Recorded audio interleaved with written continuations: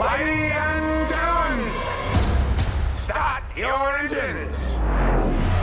It is May 31st. The sun is setting on this beautiful warm summer's eve, and soon I will be catching an IMAX screening of Furiosa, a Mad Max saga.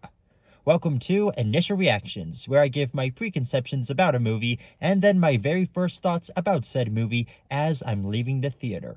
George Miller is a director who doesn't have a whole lot of movies to his name than other directors around his age. But when he does put something out, you know it's going to be special.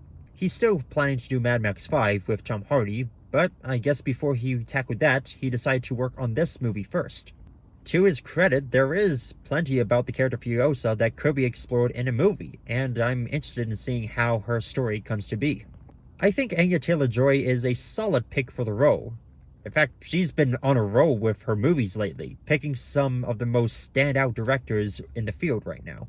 Edgar Wright, Robert Eggers, Denis Villeneuve, and now George Miller.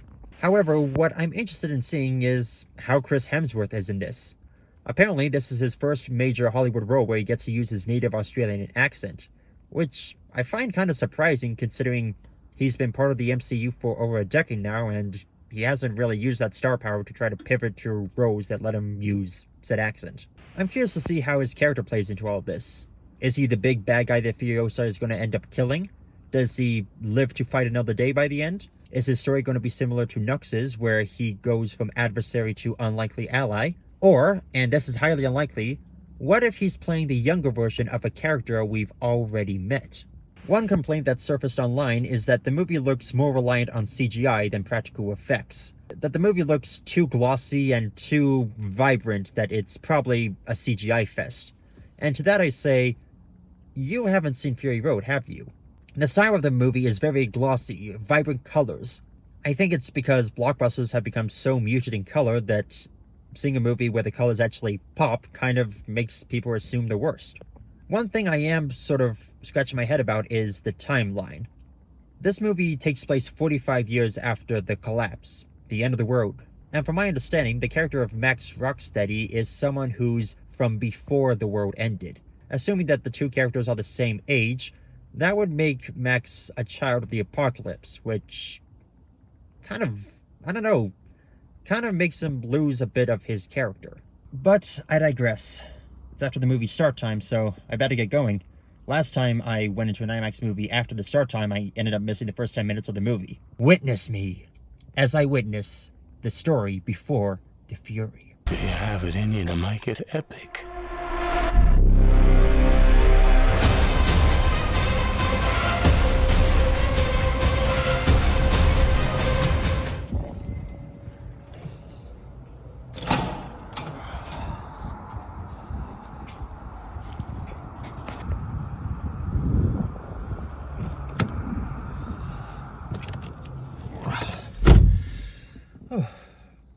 George Miller's done it again.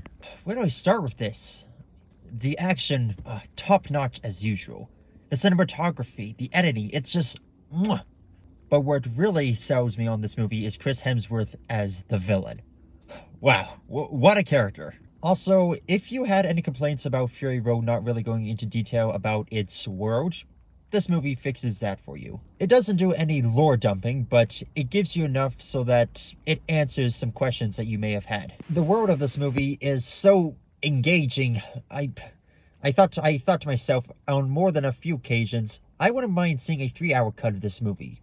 Or even 4 hours. There are so many positive things I want to say about this movie, but it's late, I'm tired, and I gotta get up in the morning. So final quick thoughts, go see it. Please, go see it if you haven't already. Don't make this one bomb like Fury Road did. Please.